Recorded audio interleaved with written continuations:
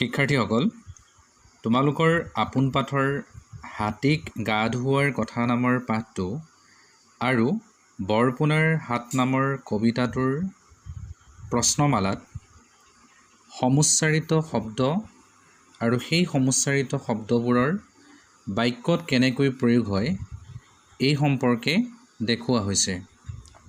মই সেই প্ৰশ্নমালাত থকা শব্দখিনিকে সামৰি লৈ অতিৰিক্তভাৱে মাথো কেইটামান সমুচ্চাৰিত শব্দৰ বাক্যতনো কেনেকৈ প্ৰয়োগ হয় সেই সম্পৰ্কে এই ভিডিঅ'টোত আলোচনা কৰিব খুজিছোঁ।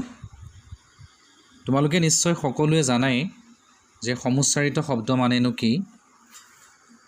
সেইবোৰকেই সমুচ্চাৰিত শব্দ বুলি কোৱা হয়, যিবোৰ শব্দৰ উচ্চাৰণ প্ৰায় একেই কিন্তু সিহঁতৰ অৰ্থৰ পাৰ্থক্য দেখা পোৱা যায়।